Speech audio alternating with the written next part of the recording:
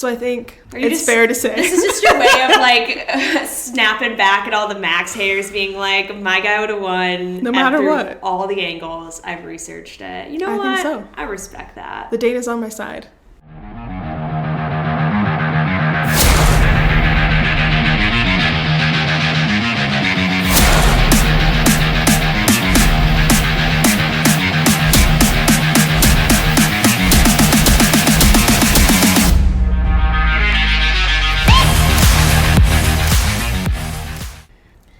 Hey everyone, and welcome back to The Grid. Today, Jacq and I are going to be talking about some of the regulations that we've seen over the past couple years. Yeah, we don't have a race this weekend to recap, but we still wanted to connect with you because we want to connect once a week. And sadly, our friend Mary, our third gal here, has contracted COVID-19. In natural fashion though, right? Yeah. Because Vettel just got COVID-19, so I feel like she had to... If it was going to be any time, it would have to be now, I feel like. Yeah, it's funny now that we see that Vettel will be back next race weekend, and now Mary's down for the count here, but she'll be back next race weekend as well. Yep, exactly. We're very excited for the Australian GP just because it'll be at midnight our time here in Chicago, so I think we'll be going out to a bar to watch with some friends and hopefully get some live reactions and might even convince a few people to do some shoeies. Hopefully not me. I'm gonna have to dress accordingly. I'm not gonna wear my best shoes that night. Yeah, because something tells me we're not gonna buy champagne at the bar. It's gonna be like some cheap ass beer. Those shoes are gonna have to go right in the trash. Yeah. Well, see, this is the good part about it. We can convince other people to do shoeies, not us to do the shoeies. We make a bet. We're just strategic about the bets. Yeah, I mean, I'd much rather actually do a shoey out of you or Mary's shoe than like a stranger's shoe. Yeah, probably any of the guys that I know. Absolutely not. Like any of our guy friends, no. No. Yeah, so maybe we can get into today's topic here. Regulations and flags. Let's go, baby. I thought we could do like almost like a little quiz. What we've learned so far, right? So with flags. Man, you're really putting me on the spot here. Wait, am I taking this quiz right now? Yeah. I mean, I did the research, so now you have to take the quiz. Now I know why Kathryn, when I showed up this morning, had some tequila seltzers ready to go. She's like, I'm going to pump you full of tequila and get you to take a quiz. And see if you can get the answers right. Well, shit. I guess keep your friends close, keep your enemies closer. Keep your friends pumped with tequila sodas. I think that's how it should be. And then you can convince them to do quizzes, I guess. So starting out, we've watched, a whole season already. We're in our new season. We've seen quite a bit. So I feel like there's enough regulations that we've come across that we're like, either what the heck or like know what they're talking about. Yeah, I would agree with that. So if we start with flags. Flags are pretty easy. But when I was researching, there are a ton of flags that we haven't actually come across yet, or maybe just once or twice. So I feel like to start out with, first flag, the checkered flag. Well, okay, I hope I get this one right. Well, if the quiz is going to be this easy, I don't think I'll have a problem. We're starting easy. So that means that's the end of the race. Someone's crossed the finish line. Yep. Okay, perfect. Point for Jacq. Red flag. That means there's a hazard on the track and a safety car needs to come out. So the race has been stopped, which is close. Okay. I mean, if you see a red flag, you're probably eventually going to see a safety car roll out. But the race is stopped. The race is stopped, yeah. So not hazard, but the race is stopped. Okay. Then we move on to one yellow flag. That is a safety car. Caution? Yes, caution. Because that's the next one. So 2 yellow flags will be safety cars out. That is slow down and be ready to stop. Whereas like 1 yellow flag, I think, is just slow down. And this is what we saw in Bahrain, or Saudi Arabia. So Leclerc was about to get DRS and pass Max, but he got a yellow flag, so he couldn't. So you can't overtake during that time. You do have to slow down. So that's like the yellow and double yellow would mean like more safety car. So I feel like most of the races we've seen, a lot of the time it leads to a safety car. But there have been times where it is caution, like someone just loses a piece of the car or something, and then it's cleared pretty quickly. So no safety car needs to take place. I do kind of laugh when you see like that one person just like sprint across the track. Like, whose job is it? And like the cameraman's definitely just shaming you. Oh my gosh, that would be. It reminds me of like when you watch an NBA game when they have like ball boys who go out and like have to like pick up the balls, or like in the tennis match. And tennis. I feel like tennis is a little bit more prevalent where they're just like scurrying across like the fastest they possibly can to get the ball. Yeah. Yeah, same thing, but like a car is coming full speed around the track at you, so like more than full speed, like faster than we would even see on the normal highway. Yeah. Well, maybe on Lakeshore we would see pretty fast. Yeah, I think the speed limit on Lakeshore is probably like 55, but people will definitely go like 80 on that. Oh, yeah. I hear it all night, too. I'm sure they go over 100 on that. Because no one's going to pull you over on Lakeshore unless you're going like outrageous. Yeah, and even then, like, it's almost dangerous to pull people over on Lakeshore, so. Yeah, they're just going to not. But the traffic cams, now that they have those new so the city of Chicago, for those folks that don't live in the city of Chicago, traffic cameras are illegal here. And before it used to be just red light cams. So if you like went through like a very late yellow light or red light, they take a picture, mail you a ticket, pay a couple $100. It's not fun. But now at the start of the year, they instituted these new cameras where if you're going over 5 miles per hour over the speed limit, they mail you a ticket. Really? Yeah. And it's not on like Lakeshore, it's on like the city streets, but you have to be really careful because I almost always drive. I don't even really pay that close of attention. If it's 5. No, I like... That's kind of terrifying. I don't go as far. I'm like in between 5 and 10. That's usually where I'm at, above the speed limit. When I used to commute to Peoria on a weekly basis. Yeah. And that's a fun drive to go fast on. It's just all cornfields, and there's no one on the roads. Believe me. I know you know better than anyone. And so it's like, why am I wasting my time here going 70? I'm like, might as well go 90. Yeah. No, I feel that. If there are law enforcement listening to this podcast, please don't write me a ticket. Well, I don't drive. We get to drive fast in a couple weeks. I know. For Mary's birthday. I'm very excited for that. I'm a little nervous because, like, I haven't actually driven a car in, like, a couple months. So going over 100 in a nice Porsche, like, I'm a little nervous for that. And also your, like, wrist is... I don't know. I mean, how's your wrist been healing? Oh, the wrist is full movement. Full range of motion over here. That was actually one of the things that I asked my doctor when I went in for like my first appointment. He's like, "Do you have any plans coming up?" And I was like, "Oh, we're supposed to do this ski trip. Like, obviously not going to happen anymore." But I was like, "In a couple months, I'm going to be driving." Yeah. And he's like, "You can drive with like a broken wrist." I'm like, "But we're going to be driving like really fast." Real fast cars. So I think we're fully back. We'll have to take some video. Well, we did pay for Mary's video footage, so we'll have to show our friends here who listen to the pod how it ends up turning out. Oh yeah, I wonder if we get to wear one of those like race suits. I want to wear like a full race suit. Is that too extra? It sounds like we need to take a thrifting trip. Yeah, to go find a race suit. That would be foul, though. You sweat so much in those. It would be so gross to get that secondhand. It's probably something you want to buy firsthand, but like I don't know if I'm ready to shell out like a couple $100 no, at least for that. But... I'm not that committed yet. So flags. All right, those were the easy flags. Mm-hmm. Moving on to, I would say, like medium hard flags. Okay. This is a flag you should probably get acquainted with now that your papaya boys are performing as they are. Well, not their fault. More what a dig. More like your McLaren car in general. You say acquainted with, it feels like I'm going on like a date or something. You should get acquainted with this You flag. should get acquainted with this flag. I'm giving you a little hint. So it's a blue flag. Yeah. I thought you might need a little bit of hint. We don't see it very often.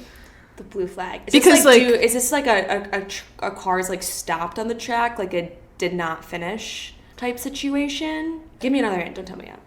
So, Max Hamilton leading the race, okay? Yeah. And then eventually they catch up to the people. Oh, I think I got this one. So, cruel that you use McLaren for this one. So, if a race leader is catching up, like to lap someone, that means that the driver has to, I don't know the correct term, but like yield to the person that's lapping them. So, in this case, like if Danny Rick was being lapped by, we'll say something like Leclerc because he's usually like leading the races now, but okay. I mean, just more like a Probably like a Williams is probably going to always get lapped. Sure. So. Sure. How I'm fitting. not saying that I want McLaren to be blue flagged. I would love to see McLaren up there. But well, Norris, the state of the car right now is just not. Norris did better this race. I mean, 4 or 5 cars didn't finish, so. Yeah. Hopefully you'll never have to actually get acquainted with the blue flag. But my poor little heart can't take that. Just in case. Okay, so the next flag, I don't know that we've ever seen this. No, we definitely have it. It's a black flag. Oh, it's kind of ominous. Mm-hmm. Is that if... Well, we've seen crashes that have, like, left a car needed to be retired, so maybe that's not it.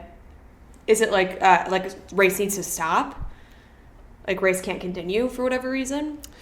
So a black flag is actually when a driver has to come into the pits immediately. Apparently it's like when you like break a rule or something like that and they're like, you need to come in, you're taken out of the race completely. Mm-hmm. But it sounds very dramatic and it sounds like people just like misinterpreted the regulations or like did something accidentally. If I was like actually looking at this, I would think it'd be like, oh, you did something super wrong and like on purpose to like cheat and win. But it doesn't really seem like that's been the case so far. So it's requires a more or like a harsher punishment than just a penalty or like a time penalty. Yeah, because you're like done when you get a black flag. Oh, you can't finish. There was one driver though when I was researching this was shown a black flag because they're driving too slow. When I say too slow, he finished 43 laps behind the race winner. And so eventually they just like took him out. They're like, you can't do this anymore. Like, was he having so like slow. You could crawl that fast? Yeah, I think he only raced like 3 races and then they were like, why are you even doing this? 43 laps. Like we normally see people lapped like maybe twice at most. At most. But your car had to be crawling. Yeah. And it was like I think it was him as a driver. It wasn't even like the car was really bad. But I thought that was kind of funny. That was one use of a black flag. I hope we don't see a black flag. I don't know, it could be kind of fun. I feel like it'd be a little dramatic, you know? Yeah. Okay, so the next flag is a red and yellow striped, which is another one I don't think that we've seen. Maybe we should have, though, if that helps give you a hint. There have been conditions where we would normally see this. Okay, so yellow's caution, red flag's stopped. So it has to be like a hybrid, I'm guessing, between the two. Like caution, but not yet stopping. Okay, but like, what type of conditions are we looking at? Like, is it something where, does it have to do with weather? It does. Oh. Sometimes, okay. So close. You need to proceed with caution. So, like, the race pace has slowed, but they haven't yet stopped the race yet because it's not like there's something on the track. So it's actually that the racetrack is slippery. Oh, okay. So it's either there's, like, oil from probably, like, a crash before or that it's been raining really hard. Which I don't know why you would need a flag to tell you it's raining hard because I feel like... Maybe if it's just like, maybe there's like a puddle or something, it's not raining anymore. But it's a slippery flag. That's what it's for. Slipping and sliding around. Okay, now on to the hardest flags, I would say. Because these we've definitely never seen. All right, so I need probably going to get some off-the-wall guesses from me here. And they're like hard to describe. So like the first one, it's a black flag, but it has an orange disc. I don't know why they call it an orange disc. It's literally just a circle. An orange circle and a black flag? Yeah. What, like the sun's in the sky? It's going to be a Halloween moon out? Okay. This one is a car has a mechanical problem and must return to the pits. What's the difference between like, why wouldn't you know that you have a mechanical problem? Yeah, that's my point too. Would it be in the last race where like Leclerc had Max was saying that his back lights were out and he didn't know, like maybe in that situation?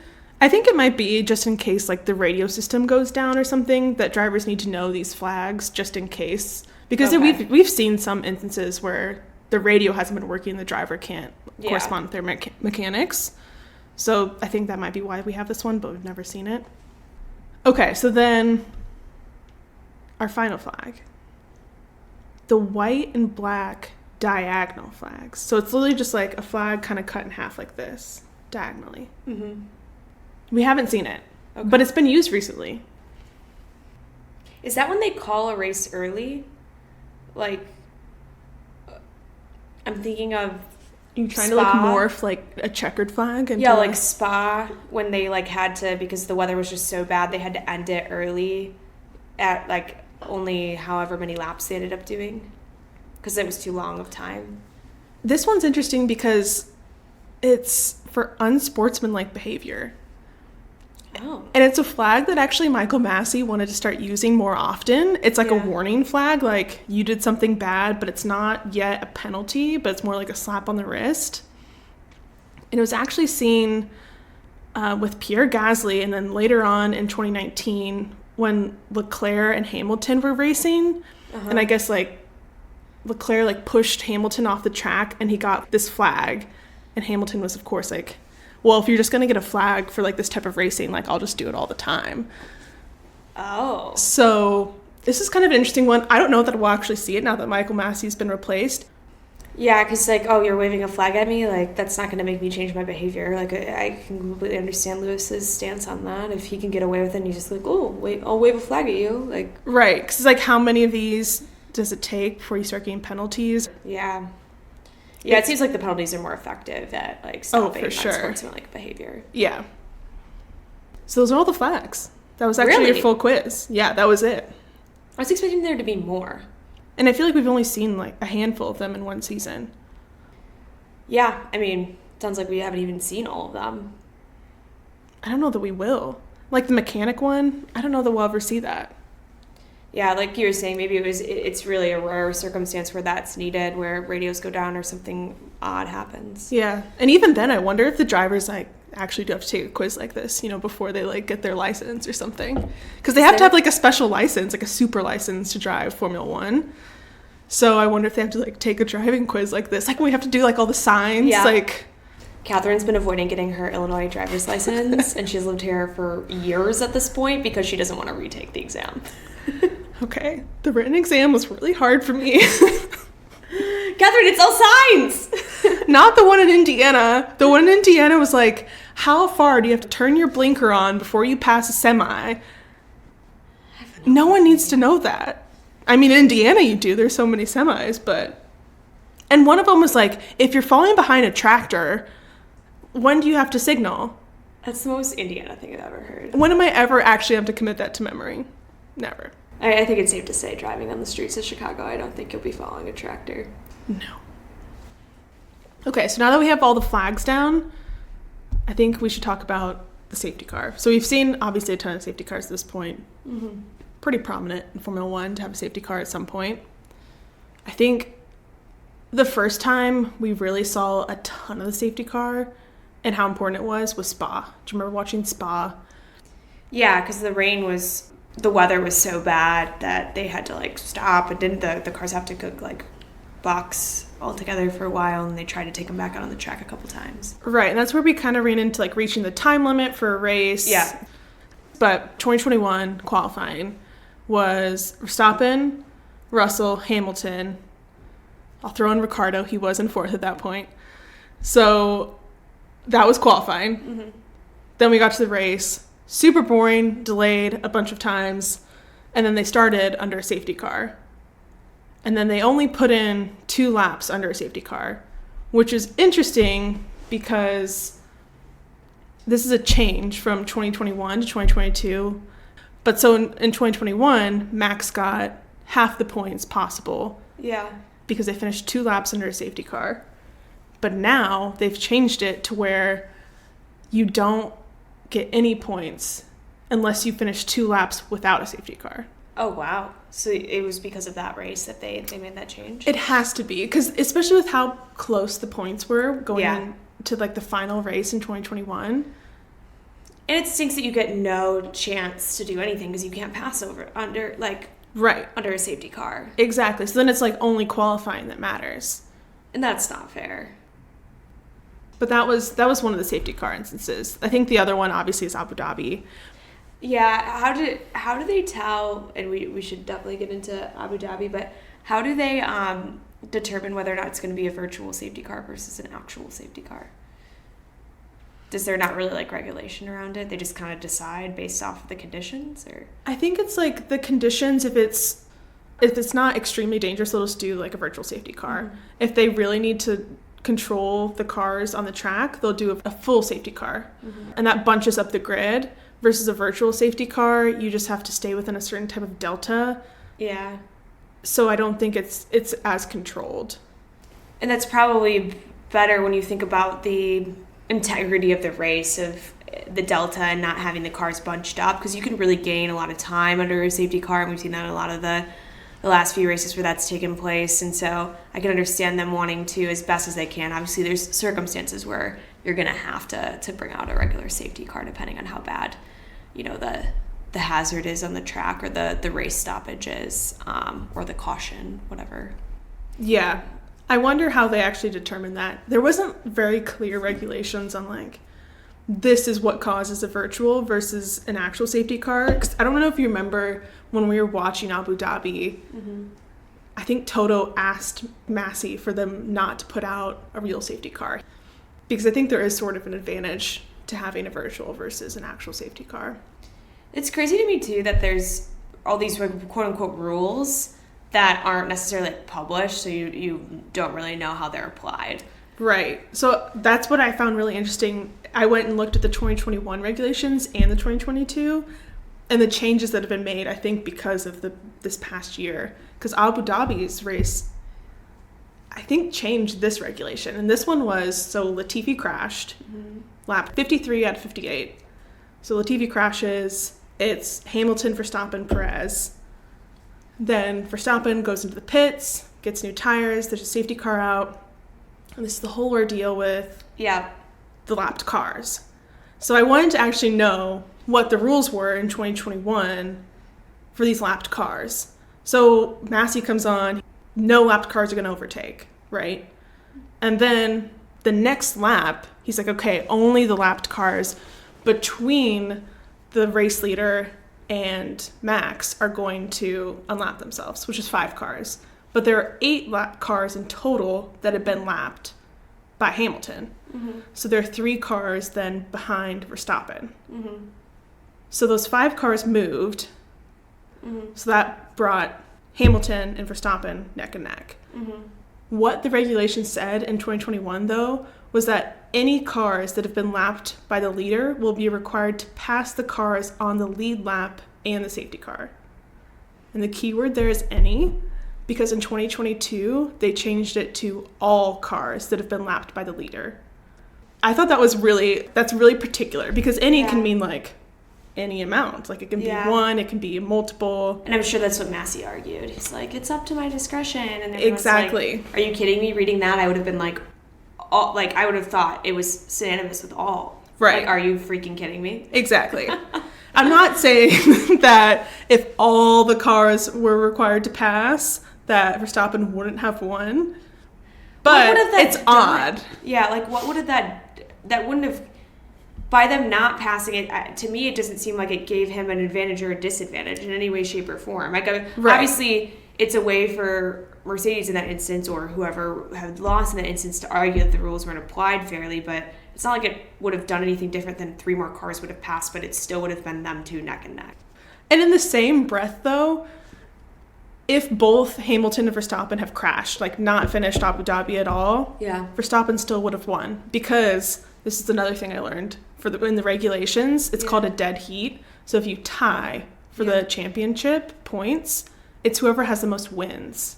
Really? And then if that doesn't break the tie, it's whoever has the most second place wins. And then it goes third and on and on and on. So Max had the most race wins in 2021. He had 10, and I think Hamilton had 8. So even if they both went into Abu Dhabi, tied points, I think and it was like... crashed out. Yeah. He would have still won. Exactly. So I think it's fair to say. This is just your way of, like, snapping back at all the Max haters, being like, my guy would have won. No matter what. All the angles. I've researched it. You know what? I think so. I respect that. The data's on my side. That's fair. Although, yeah, because I agree. Even if the rules had been applied to the letter of the law, I don't think it would have changed the outcome. So to me, it's like, your guy just didn't win, you know? Like, it is what it is. And also, too, I think it's fair, like, Max had more race wins, and I mean, with how Mercedes is doing this year, too, I think the hard thing is just, like, probably coming to the realization that Lewis isn't going to break the record. I mean, it's still very early on in the season, but that's hard because it's like my heart also wants Danny Rick to come back, so I can't rule Hamilton out if I'm not ruling him out, but I don't know. It's just not looking good. Well, we're only 2 races in. That's true. Can't get ahead of myself. It's a marathon, not a sprint. We have Australia next week, so hopefully we'll see Danny Rick kind of come back in his home country. Yeah. I hope he at least gets into the points. I think that's like a really generous, like, of me. I mean, I hope he does a lot better than just getting into the points, but he usually shows out for Australia, so. And Norris was in the points. Yeah. So the car's definitely able to get there. That's the hope. That's obviously, I think, from Norris's finish last week. We know that, even with all the other cars that did not qualify, or did not finish. So I think he can get there. He just needs to, I think he needs a little confidence boost, and I think, being in the land down under, it might just give him that bounce back that he needs. And like Jacq said, we'll be watching the race next weekend. It's going to be midnight here in Chicago, so we'll be watching Saturday night. So stay tuned for our next episode on the Australia GP. Yeah, well, thanks again so much for listening. We love to have you here. If you've liked what you've heard so far, make sure to like and subscribe wherever you get your podcasts. Check out our website, gridgals.com. If you have any suggestions for what you want us to talk about, questions, just want to throw a shout out there, email us, gridgals@gmail.com. You can hit us up on our socials. They're linked on our website. And thanks again for the support. And that's the checkered flag for this session. We'll see you guys back on the grid next week.